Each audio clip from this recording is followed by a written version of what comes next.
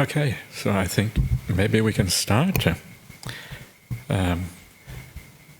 Tonight I was thinking of talking about the middle way. Is the mic working okay?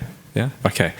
The middle way, one of these basic and very kind of fundamental Buddhist concepts. Whenever you open a book about Buddhism, one of the first things you will see is about the middle way. So this is a very basic thing in Buddhism. That's why it is also quite important. And for those of you who don't know much about the middle way, the basic idea of the middle way is the way which goes between indulgence in sensual pleasures on the one hand and what you might call self-mortification or self-tormenting or self-torture on the other hand. So it's like this middle between these two things. That is basically what the middle way is all about. And the middle way is also explained in the suttas. The suttas are the discourses of the Buddha.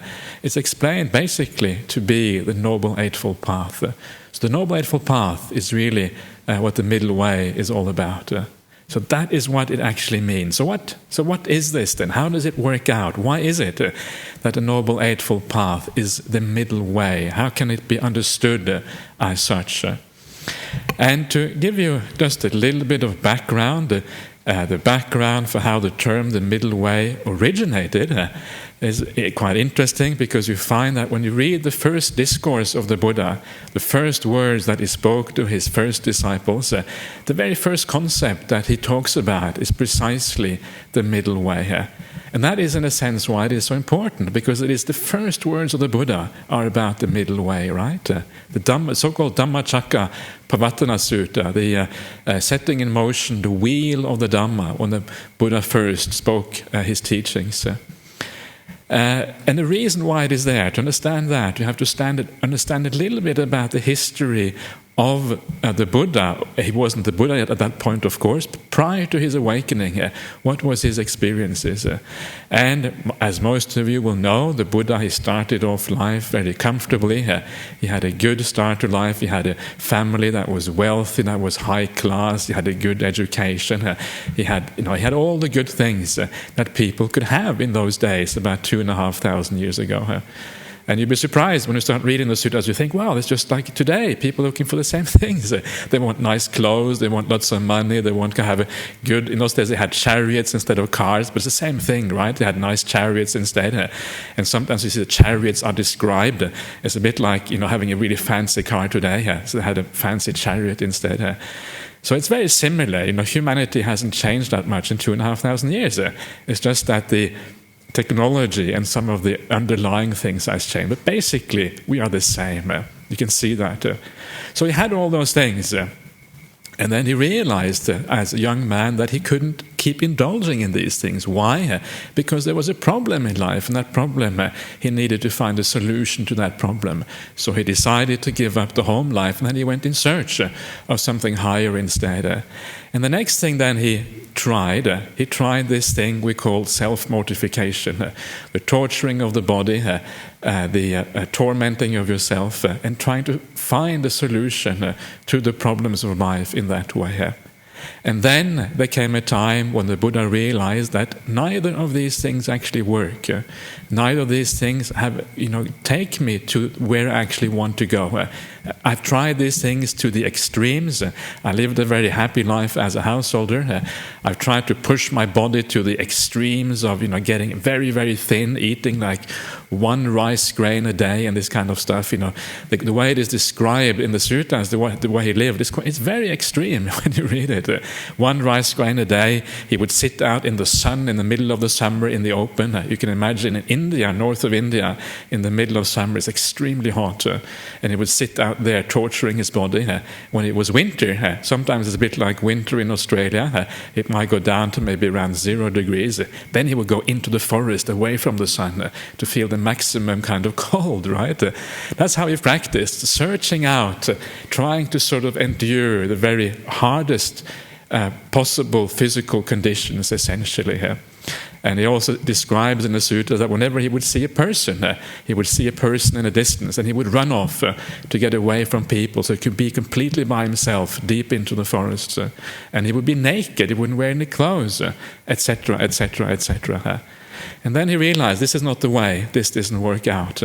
And then he decided, I need to take some food, I need to sort of get my body back in shape again, and then I can try to meditate peacefully, in a peaceful meditation. And of course that is the deep stages of samadhi, etc. And that way perhaps I can reach awakening. And of course that is exactly what happened. So he found, in a sense, he discovered the middle way. This is one of the discoveries of the Buddha. And then having done that, then he goes off to look for the people, the disciples that previously were with him. These are the famous 5 ascetics that were practicing with him before. And he goes to see them because he realized that they have a chance of attaining awakening themselves because they were practicing in a good way. So he goes to where those ascetics are and he says to them, I have discovered something, please listen. And the ascetics say, no, we don't want to listen to you. You are obviously backsliding. You're eating, for goodness sake. We don't want people to eat. We want people to fast and to be tough and rigid. Because that was, in a sense, the way of spiritual discipline in those days. And if you didn't follow that way, then you were looked down upon. And this is exactly what happened with the Buddha. But then the Buddha said, again, I have found something powerful, something important. Have you ever heard me say something like this before? And then gradually he was able to convince them that actually he had something powerful to say. And again, this shows you that once you attain something profound like that, there's something about you which changes, right? You become like a new person. There's something, you radiate something, there's a peace about you, there's a profundity about you. You can tell a person, if they really have a deep spiritual experience, you can tell from the outside that there's something different about this person. And it says in the suttas, the Buddha himself says that just the sight of somebody who is fully awakened in this world, the sight of an arahant, is an incredible blessing for the world. Why? Because you look and you see, wow, there's something here which is different, something powerful. And then, of course, once the 5 disciples had been convinced that the Buddha had, in fact, attained something special, then the Buddha teaches, and of course, then the first teaching he must give is a teaching of the middle way, right? Obviously, because everybody thinks that doing severe, extreme ascetic practices is the way to awakening. What everybody thinks. And the Buddha now has to lay down a new, entirely new spiritual system called the middle way, which basically throws away all the accepted practices in India at that time. And also, of course, at the same time, throws away the practices that of ordinary householders of enjoying sensual pleasures. This is the path, the middle way, not the extremes. He lays it down. And again, that path that he lays down is, of course, the Noble Eightfold Path.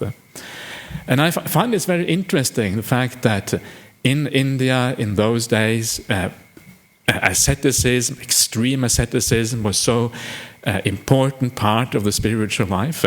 And if you go to India today, you find exactly the same thing. You find people lying on beds of nails. You read about these things in the cartoons, but people actually do these things. They actually are. People actually do sleep on beds of nails. And you find people standing on one foot for 10 years and all these kind of things. And holding a hand in the air for 20 years until the hand literally withers away and kind of almost disappears, becomes unusable. And these are the things you find in India to the present day. And it's fascinating. Why is it that these practices are so common? Why do people believe in these things? And if you look at not only Indian culture, you look at kind of a classical European culture with the Christian church, it has the same kind of things, right? This idea of self-flagellation, you're supposed to whip yourself, to sort of whip yourself into shape and to get rid of your sins and, the evil flesh and all these kind of things. So Christianity has it too. And if you go to Islam, apparently Islam also has the idea of very severe ascetic practices. And this is kind of the worst of all. This is the most kind of almost depressing thing of all. And that is the fact that even in Buddhism, we sometimes have people who do kind of what I think are extreme ascetic practices. Sometimes people go on retreats and they have these very strict schedules, and you sit with a tremendous amount of pain sometimes. And that is, to my mind, that is precisely the sort of thing that the Buddha warned against. This is self-torment. This is self-mortification. This is asceticism gone too far, when you actually are basically searching out pain by sitting in the same position, immobile, for long periods of time. So even in Buddhism we do this thing. So you start to wonder, right, why is it that you look around the world, you look in all different areas, and everybody seems to be doing this? How can that be? And the reason, I think, is simply that we have this inbuilt feeling, probably in all of us and all of humanity, that if you want to release the kind of the spiritual aspect of humanity, the pure aspect inside of us, that which is beyond desires, right, beyond anger and desires, well, you have to punish that thing which gives rise to those desires, and that often will be the physical body, right? So there's this idea that, well, if we punish the physical body, then surely we are actually moving towards release, because then we are punishing the desires, and somehow we can find release in that way. I think that is kind of the underlying rationale for, self-mortification, self-torment, and self-torture. But of course it doesn't work, because if you start torturing yourself, the body starts to become important. And I'm going to talk more about this later on, how that actually works. But first of all, I want to now look at how is it that the middle way joins up with the Noble Eightfold Path. Why is it that the factors of the Noble Eightfold Path, how can they be seen as a middle way? And I want to leave out the first couple of factors, in particular right view, for later on, because the idea of right view as a middle way is actually quite profound. So I leave that out for now towards the end. But let me start off with perhaps with virtue and with the factors of right action, right speech, and right livelihood on the Buddhist path. This is the kind of the morality aspect of Buddhism, right? So why is it that morality is the middle way here? Now, often the kind of standard life of human beings is a life of sensual desires, right? Where we crave for things. We go into the world. We want this. We want that. This is very much part of what it means to be human being. And this, then, the Buddha says, is precisely one extreme. And then you have the other side, which is, once you have the senses, once you have sensuality, you must also have the pain of sensuality. You can't just have one. Once the senses are there, both aspects must come together. And that pain that comes through the senses is really equivalent to self-mortification, because self-mortification, the tormenting of the flesh, is a pain in the body. So the pain that comes through the senses is the opposite thing. So what is it like when you have craving? What does craving feel like? And of course, craving and desire comes in all kinds of shapes and colors and things. You can have craving for many different types of things in life. You have craving which is very weak. You have craving which is very strong. And sometimes it can be good to contemplate the strong craving, because that gives you a very clear idea of what craving actually is. So what does it feel like when craving is very powerful, when you have a very strong desire? What is that like? Well, what it is like, I'm just talking from personal experience, it's like restlessness. It's agitation, right? You don't feel fulfilled. You want something more. There's something missing inside of you. You want to move towards the future. And that idea of moving towards the future and acquiring something in the future, that is what leads to restlessness. That is what leads to agitation. Because if you haven't got what you want and you want to get it, then you want to move. Your mind moves to try to acquire that thing. And that is the very definition of restlessness. So craving is always comes conjoined with, it always comes together with restlessness, with agitation, with a sense of lack of fulfillment. There's something which isn't quite right. That is what craving basically feels like. And I encourage you to investigate that. Look at what it actually feels like. Because then you start to see why these extremes in Buddhism don't actually work. Why they don't give you what you're really searching for. And then when you crave, you go after the object of your craving. And if you are lucky, you may acquire it. If you don't acquire it, well, then it's certainly suffering. But if you do acquire it, there's a little bit of peace, perhaps, or happiness once you acquire the object of the craving. But also note what is really happening when you do acquire the object of your craving. What often happens? What often happens is that you feel a sense of emptiness afterwards. Was that it? Is that all there was to it? It wasn't very exciting at all. You have all these big dreams, these big ideas about what it's going to be like. And when you actually get it, you feel a sense of empty. Not all that interesting. It was actually not that much to it after all. And then when that sense of emptiness comes, then of course it doesn't take long before craving starts to arise again. And often that craving, when it arises again, might even be stronger than it was before. If you have no sense of anything apart from sensual pleasures, then it may become stronger because you didn't get it first time, so now I'm going to try even harder. And so it goes on and on and on. And if you watch that craving carefully, you look inside of yourself, what is it that craving tells you usually? What does it say to you? And usually what that craving tells you, if you listen carefully, it says when you get the object of the craving, you will feel at peace, you will feel relaxed, you will feel at ease. This is what you need to be content. That's actually the emotional feeling of craving, certainly in my experience. And then when you get there, it isn't actually true. So as somebody once said, they said that the craving or the desire is unfaithful to its promise. It promises so much and it never actually delivers. This is a very important insight because it shows you the limits of sensual pleasures. It shows you how limited they are, that they cannot actually deliver all that much at all.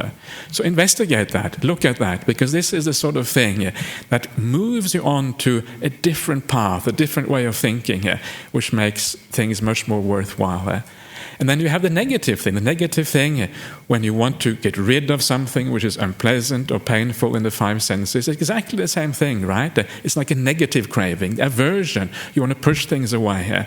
It's exactly the same thing. You push it away and you try to get rid of it, and that also is an agitation. It is something which actually is unpleasant for yourself. So exactly the same problem as it is with if you like, the positive, maybe positive craving is not the right word, but you know what I mean, the positive craving and the negative craving, the two aspects, the pushing away and trying to achieve something, to get something. So what then is the middle way between these things? I think we can all recognize that there's something not really satisfactory, not really sufficient with always following our cravings and desires. So what is the middle way? And this is where the path of morality in Buddhism, of kindness, of generosity comes in. This is this important path because there is something very different. When you practice kindness and generosity, something else happens inside of you. What is it like? Have you ever reflected on that?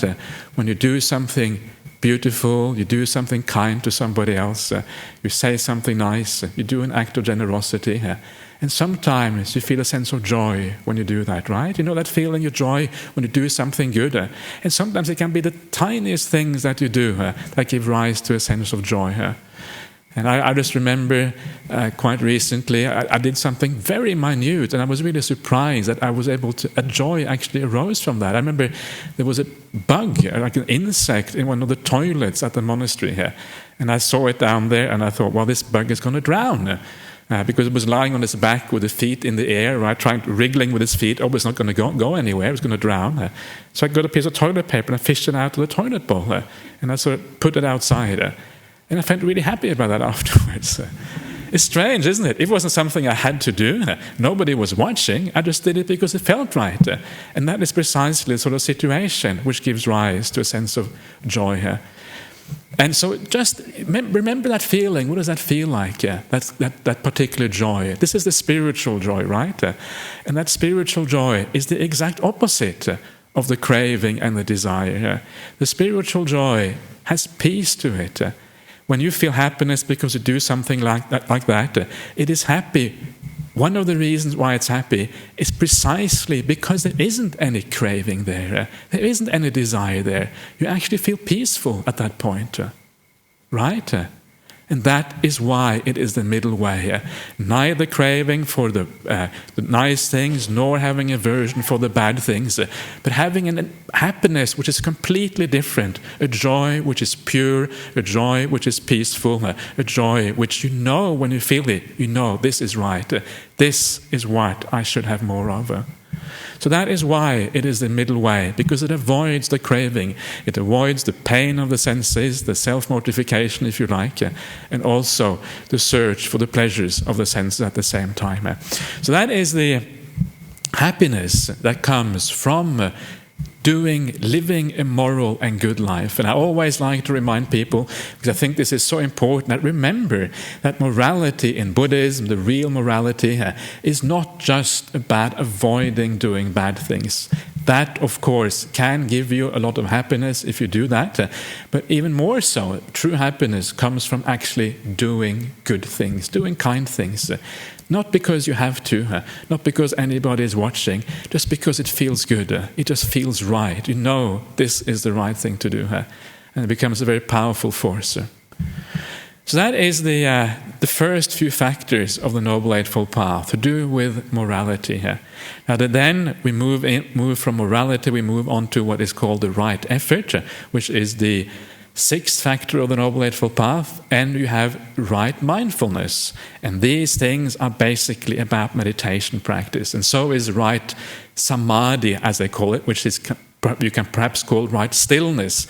That is Ajahn Brahm's preferred translation. I better follow what he says, otherwise I'm not sure what he will say. If I use the wrong word, he might tell me off for doing that. No, he doesn't normally do that, but you know what it's like. He likes that word, and I think he probably is right, that is a very good translation for samadhi. So what is happening here? How is this the middle way? How is meditation the middle way? And this is another very important thing to contemplate, because most people here, I'm sure you are meditators, that's why you were here for the meditation before. So to get the most out of this meditation, make sure that you do middle way meditation. And again, I want to go back to what I said before. People often go on retreats, or they meditate in their daily life, and sometimes they go through far more pain, far more unpleasant experiences than I think is right. Meditation shouldn't be unpleasant. Meditation should be having a sense of ease about it. You should feel good about yourself. Of course, sometimes there's going to be a little bit of pain. That's unavoidable. Everybody knows that. That's just the nature of having a body, right? You cannot have a body without having pain sometimes. But it shouldn't be like persistent pain that you grit your teeth and you have to sit through. That is where I think you are actually missing the middle way. You are going to this extreme, going away from how the Buddha actually taught. So please don't do that, and please don't fall into the trap, because as I said before, it seems to be something subconscious in the human mind, that if we feel pain, then it must be right. Why? Because then we are kind of subduing this evil body with all its desires and all its bad things, etc. And then you think that this is good because of that. But that is not how it works. It cannot work that way. So be careful, don't fall into that trap. Why not? What is going on? Why doesn't it work? And the reason it doesn't work is that if you have pain in your body, and you will notice this, the mind tends to go out to the body. You are creating business. You're creating something to do.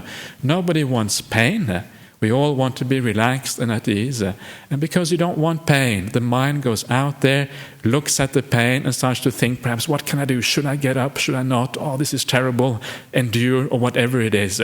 But it's very hard to focus inside, bring your mind to peace when you have that pain. Perhaps if you are an extremely good meditator, if you are really, you've been doing this for a long time and you had some extremely good results, you might be able to endure with pain. But for 99% of people, pain is not the right way, and you are going to give up in your meditation practice if you have too much pain. I remember there was a few years ago, sometimes I go to places like Singapore because they have a lack of Dhamma teachers there, so they invite people to teach Dhamma. And I was living in the flat with this man, and this man told me, he came up to me, "Oh, I'd like to speak to you, can you give me some advice?" And he told me he had been to this meditation retreat, and he said, "Oh, it was the worst experience of his entire life. There was nothing comparable in his life to these 10 days of meditation retreat." And I thought, what a terrible thing that is. And he said, "I never ever do I want to go on a meditation retreat in the rest of my life. That is how bad it was." That's what he said to me. And I said to him, "Well, maybe not all meditation retreats are the same. Maybe you can try a different type of meditation retreat, something which is a bit more relaxing. We don't have to be so much pain. You don't have to feel so stressed." But he had been so traumatized by this meditation retreat, I couldn't really convince him that he should go back and try again. And this is what happens when there is too much pain. You try once and you don't come back again. And the statistics are pretty dismal. People who go on meditation retreat and they do this kind of practice, generally speaking, they don't go back and meditate. And what a terrible thing that is. Here is this beautiful path, a path that can bring you so much peace, bring you so much joy, so much happiness, so much positivity if you do it correctly. And yet people get damaged for life because they have done a practice which is one-sided according to the word of the Buddha. They're not practicing the middle way, they're practicing the extreme instead. So please be careful, because I think we all have a little bit of that inclination in us, that pain is good. So watch out for that one. Don't believe it if you see it, and make sure that you are at ease. This is the most important thing here. And of course, the other side of the coin is not to indulge in sensuality, right? This is the other thing here. And of course, that if you indulge too much in sensuality, then when you go on a meditation retreat, your mind will go back to sensuality. You will think about your sensual pleasures. You will think about life. "Oh, I'm just sitting here. This feels so empty without all my comforts and all the nice things in ordinary life." And you will fantasize about these things. So this is why you find that middle way between those two things. So at least for those days on the retreat, you put aside the sensuality and the pain. And then, when there is no sensuality, when there is no pain in the body, what happens? The body becomes irrelevant, right? If you can't get any pleasure from the body, if you can't get any pain from the body, who cares about the body at that point? Who cares about the senses? They become irrelevant. And then when you sit there and the body is irrelevant, then you feel a sense of peace. Why? Because there's no business in the body. You can put the body aside.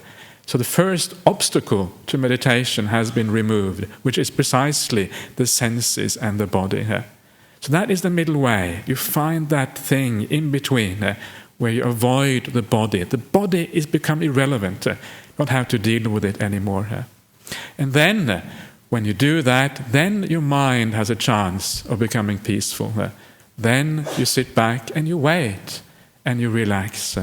And then, if you have been living a good life, if you have been doing many good things, many acts of kindness, then when you sit back, it's as if those acts of kindness, they come back to you, all right? Sometimes you guide the mind a little bit. You say, "What have I done recently which was very nice?" And you just allow memories to come back. And when you do that, those times you had joy before, those will recur in your mind at that time, because you're feeling peaceful, because you're feeling at ease. That joy comes back to you of the good things you have done in the past.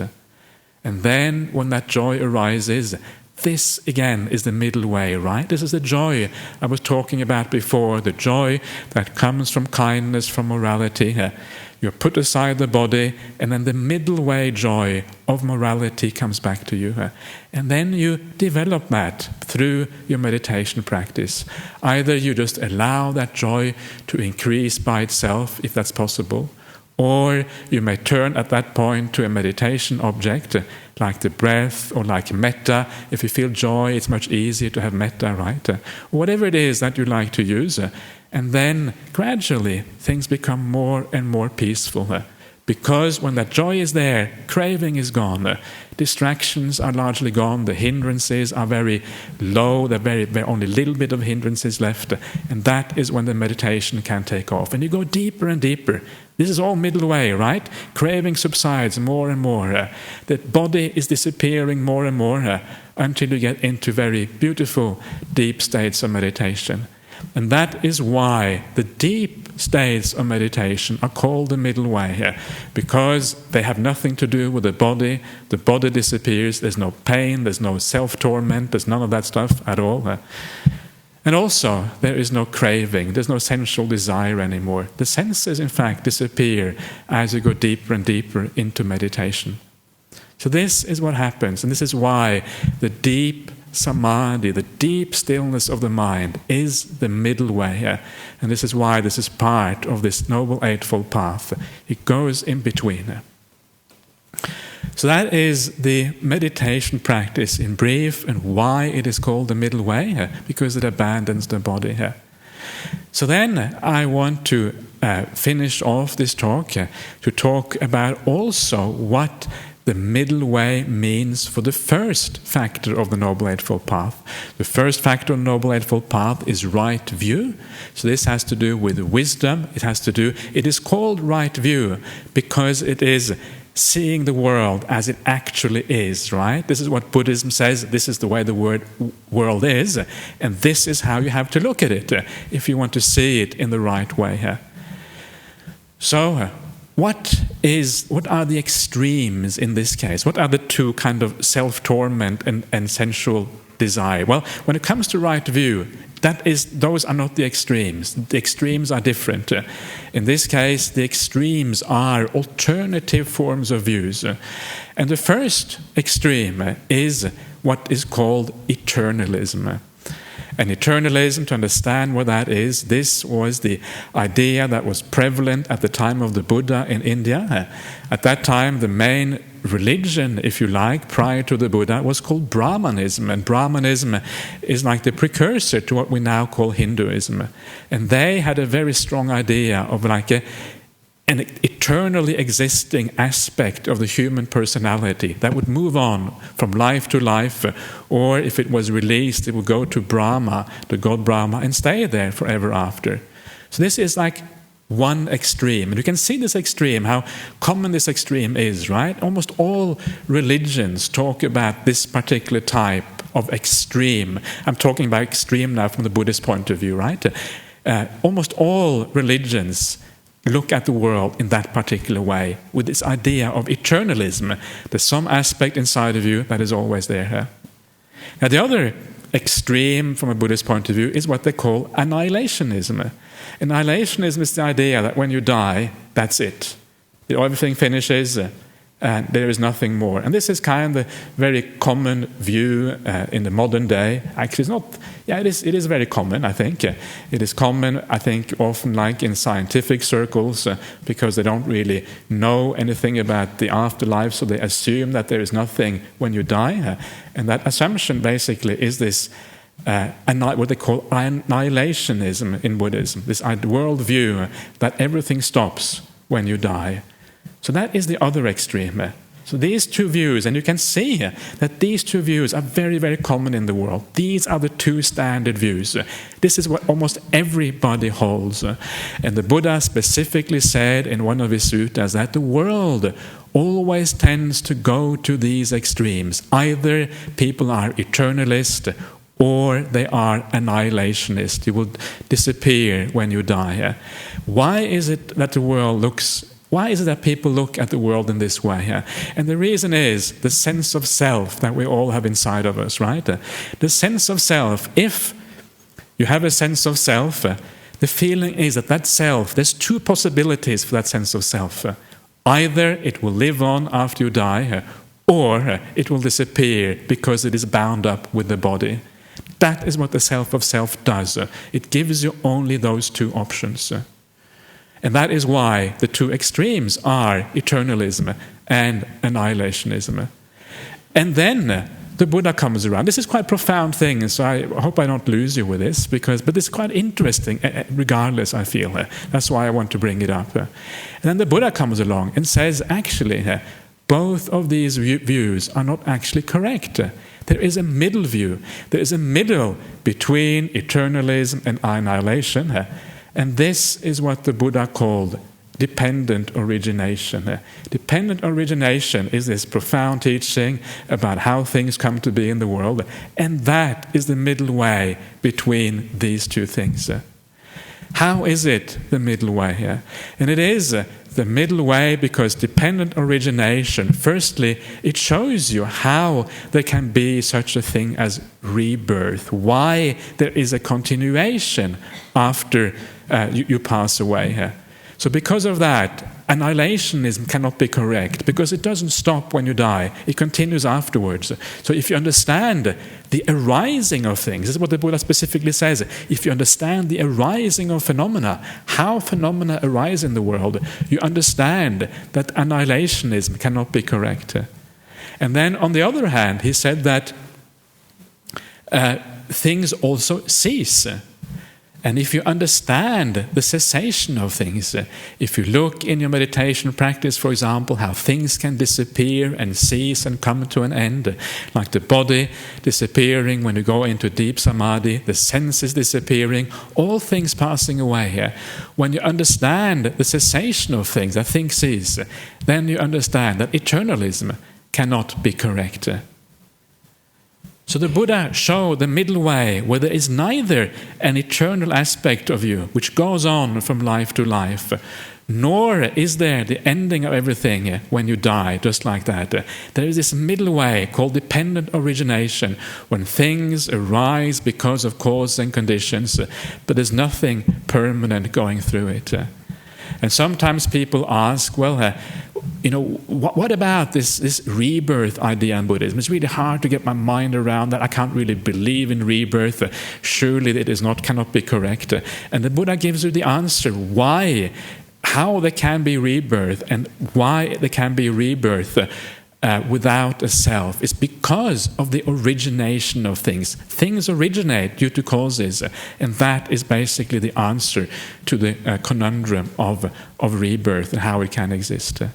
So that is the middle view in Buddhism, the idea, the dependent origination, which is between eternalism and annihilationism.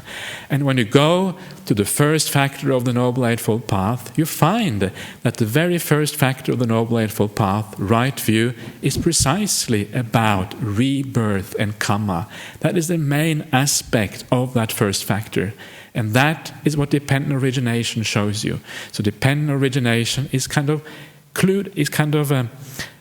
worked in there in the first factor of the Noble Eightfold Path. It's part of that right view, part of the correct understanding of rebirth and karma is dependent origination.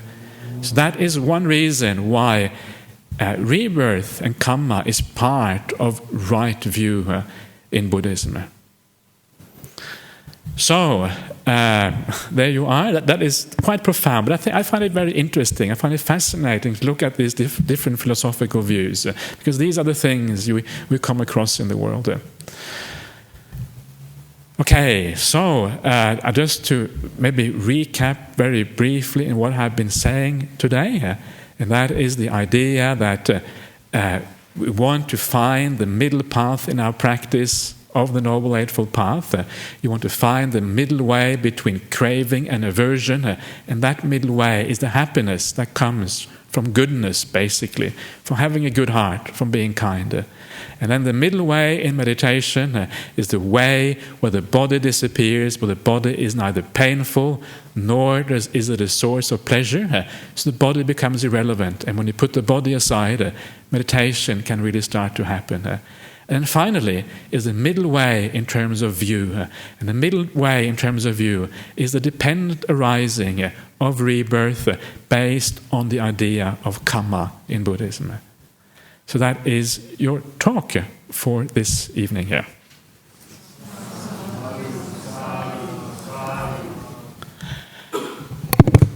Okay, thank you, Christina.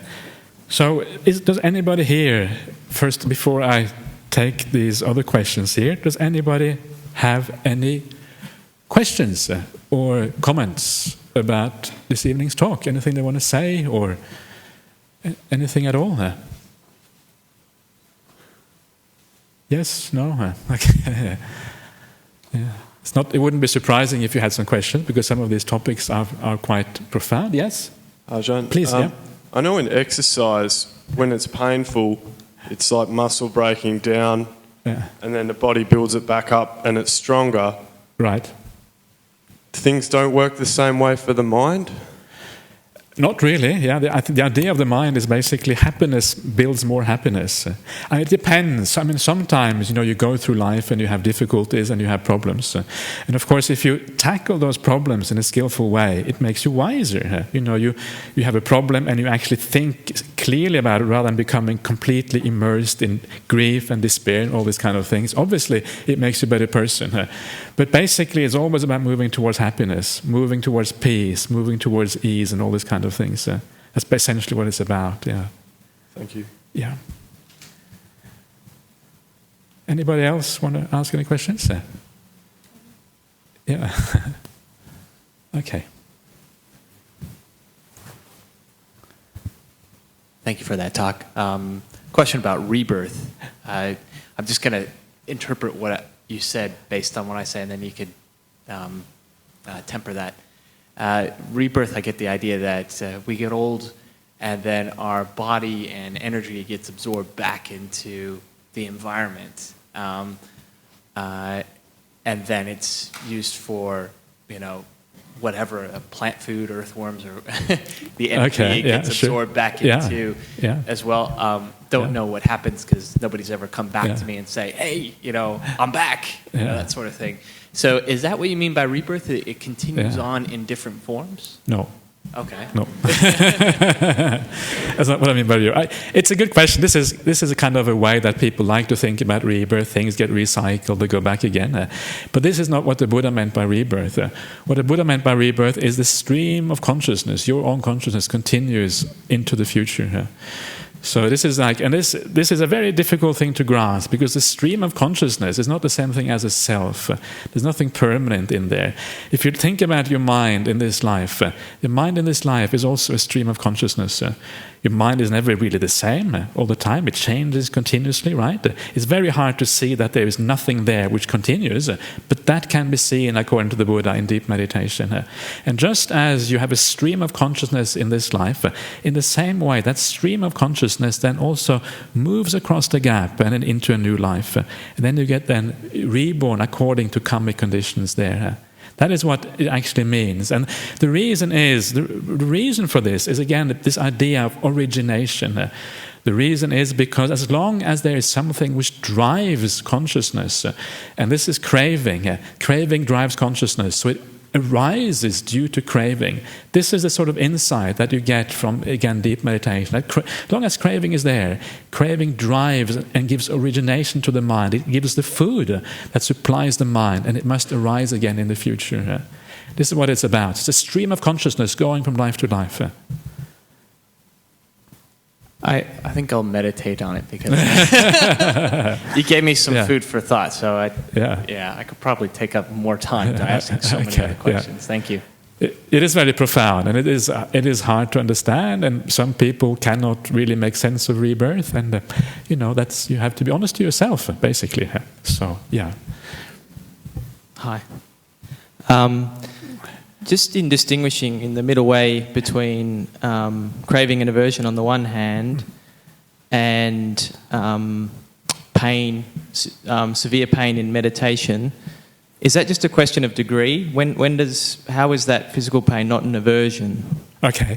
It is. You have to basically look at your mind and see how the mind reacts to the pain. So what is the reaction? And you will find that there comes a point in meditation when the pain, you can sort of sit there very comfortably. As long as you can ignore the pain, it just arises very occasionally. It's not really a problem, because you're able to move on. You get meditation deepens. Everything is going the right direction. Then it's fine. But sometimes there comes a point when the pain becomes your mind constantly goes to the pain.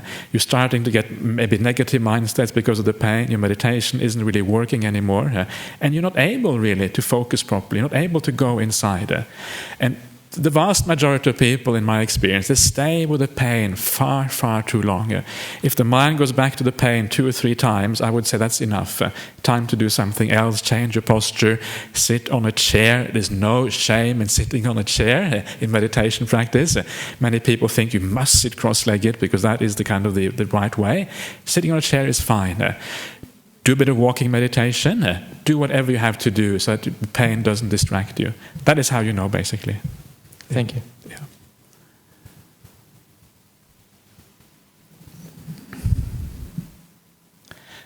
Okay, anyone else? Yes, over here. Thank you, Ajahn. I guess my question, it's a modern day dilemma, perhaps. I guess we all have goals that we are trying to aspire to, whether it be, a goal for more peace and happiness and contentment. I guess it may be that the leaps that we need to take to get there seem quite large, quite substantial. I guess an example might be, so in, the leaps might be very substantial and you want to try to stay with that middle path in reaching that goal. But, for example, if you smoke, drink and take lots of drugs and destroy your body in all of these ways, and you ultimately know that a good goal would be to not do any of those things, yet stopping all of those things all at the same time is too much and too painful, and there's too much craving and too much aversion, and, so ultimately seeing the benefit of getting somewhere, but I guess the struggle is to stay on the middle path and not be too extreme. So how does one work with that? And it's all gradual, right? It's gradual. You start off, you see what happens, you see if it works. And if you find that you get too much aversion because you've given up too many things at the same time, then, take some of it back again, and don't go so extreme. It has to be natural. And this is why the Buddha always taught the path is called the gradual training. It's a gradual process, a gradual movement towards the right thing. You cannot be too idealistic. Ideals are great, but ideals are something to aspire for. They're not something to take on straight away like that. If you drop everything straight away and you try to be perfect straight away, it's never going to work. It's a gradual thing, slowly, slowly, slowly. And then you see how it works. And the Buddha always gave this, I think, one of the most wonderful advices that the Buddha gave in the sutras and his discourses. He said that whatever you do, if you see that it leads to more purity, more wholesomeness inside of you, more mindfulness, more kindness, more compassion, more peace, all of these things, if you see that is growing inside of you, you're going in the right direction. You should do whatever it takes in that direction. Whatever leads to a decline, all the negative things, the anger, the restlessness, the desires, all the kind of vices or whatever it is, if it leads to decline in that, again, you go in the right direction. So that's how you know. So if you get rid of too much, what do you find? You find the aversion increases, right? Okay, you've gone too far. So always find that way which leads in the right direction. It's a great piece of advice to remember that because it means that you become master of your own spiritual life. You actually have a way of looking inside of yourself and knowing whether you're on the right track or not. You don't have to go to some guru and say, am I doing the right thing? You are in charge of yourself. And that's a wonderful thing to do, to be in charge of yourself.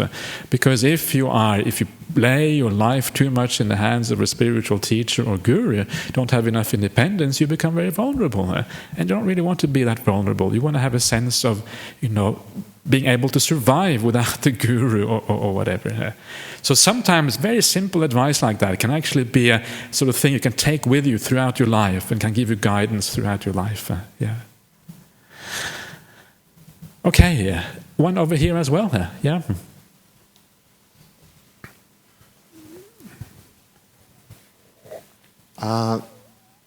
When you talk about the middle way, what is it the way towards? To what? Okay. Is it just simply happiness, contentment and peace? Yeah. Or is it something more than that? Very good point. Thanks for bringing that up, because that actually is a very important point. What is this way? What are we talking about? Where is it heading? What is the purpose of all this? Yeah. So the point, of course, I mean, the Buddha's teaching essentially is a teaching about happiness and suffering here. And that is what I feel when I remember when I came across the Buddha's teaching, I started reading about it. I thought to myself, gee, this is amazing. This is exactly what I've been looking for all my life. It's a teaching about how to move towards happiness, how to move towards away from suffering. Everybody wants that. If you look at your life, you look at the choices you make in daily life, if you look at the long-term choices you make, whatever choice you make, it is always about what can give you a sense of satisfaction, happiness, contentment, peace. It's always about doing something which leads to something good and get away from things which lead to suffering. This is the whole purpose of life. This is basically the meaning of life. This is what drives us all the time. So the Buddha comes along and he says, I have the solution to this. You have been looking in the wrong place. You've been trying to find happiness where no happiness can be found. Happiness isn't found in the extreme of sensual indulgence. It's not found in extreme ascetic practices. It is found on this middle way here. That is where happiness is to be found. When I say happiness, I don't mean euphoria. I mean anything which is a preferable state of existence. Peace, contentment, joy, all of these things that we all, which we know by by nature, through our own experience, are good things. And then, as you start to see that happiness is available following a certain path, and you can grow that happiness, it's a path which you can increase that happiness, you can make it more and more profound, more and more contentment, more and more peace, until eventually, the Buddha says, you attain something called nirvana. Nirvana just means complete happiness, that's what it means. Or it doesn't actually mean that, but it implies that. It means complete contentment. You have reached the goal that you actually wanted to get in the first place.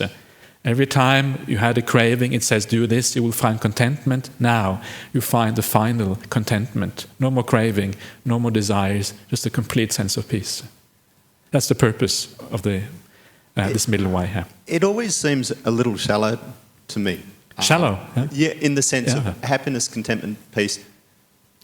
That's lovely, but for me, I expected the love to be a greater, more powerful concept at the heart of Buddhism, and I look for that, but I tend to hear more happiness, contentment, peace. Yeah. How does love relate to this? It's part of it as well. It's part of it as well, yeah. But it's a slightly different type of love from the kind of romantic love that people usually have. It's a more altruistic love towards all beings, right? And this is why, I don't know if you were here for the meditation initially, but I did a little bit of what they call metta meditation, which is basically loving-kindness meditation. So that is about love. It's about learning how to look at the world in such a way that you can have love for all beings out there, basically.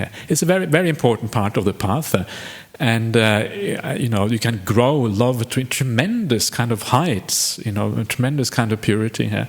So it's certainly part of the path. But in the end, it is, in Buddhism, love is really it's almost like something you use to attain something even higher, in a sense. I mean, you're talking about very profound things now. It's, you have to practice it yourself and see what happens. But even if you just practice a bit of loving kindness, if you have more love and compassion in your life, great. I mean, you achieved enormous things, And then once you get there, then you can see, well, is there anything more profound than this? Is that possible? And perhaps there is. That's how you gradually move along on this path. Yeah. Thank you. Okay, anybody else? Maybe I should have a look at these couple of questions from not from here. So the first one here is, Ajahn, if we are to take the middle way, why is it that alcohol isn't to be consumed at all rather than in moderation?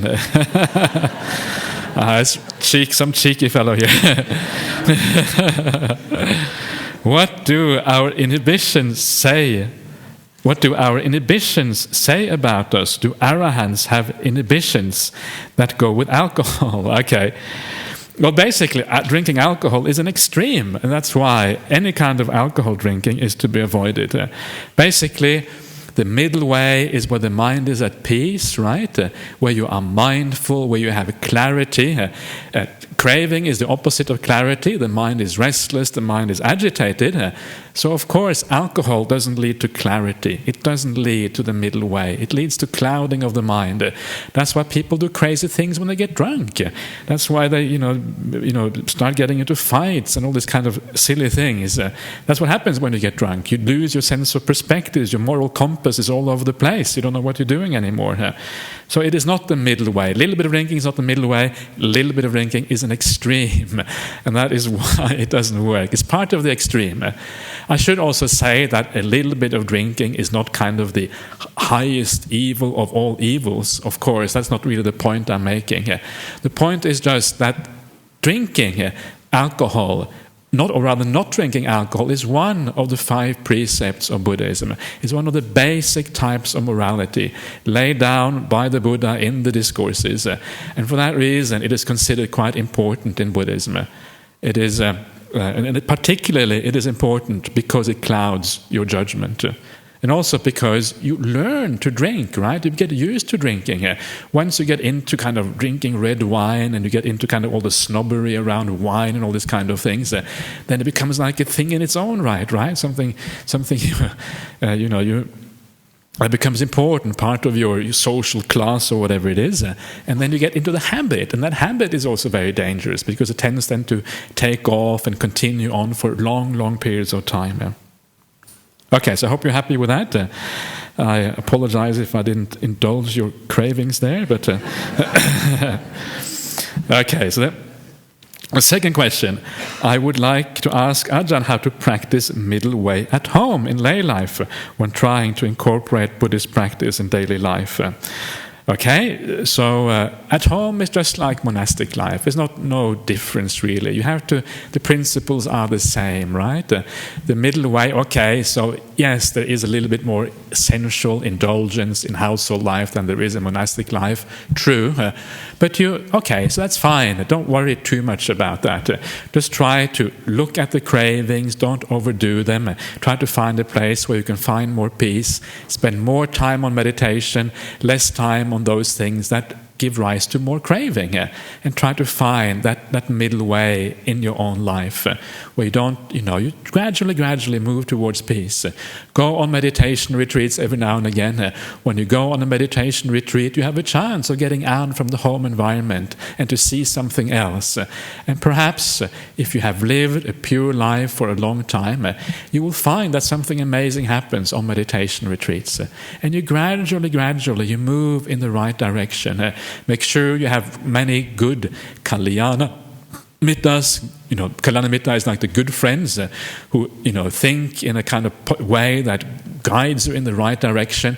Make sure you have those, so you get guided in the right way. And slowly you move in the right way.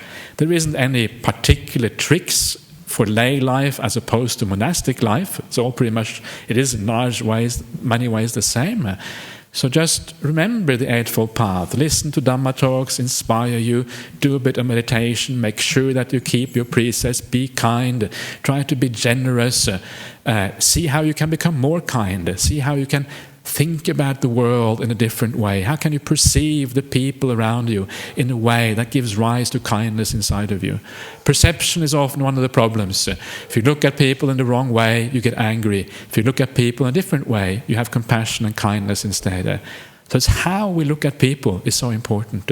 Perceiving in the right way gives rise to good qualities. In the wrong way gives rise to bad qualities. So, good luck to you. Kay is the one who asked this question. So, those are the 2 questions, and maybe we should call it an evening. So, is there any announcements? So that's all done or finished with, I suppose. So we can just pay our respects to Buddha Dhamma Sangha.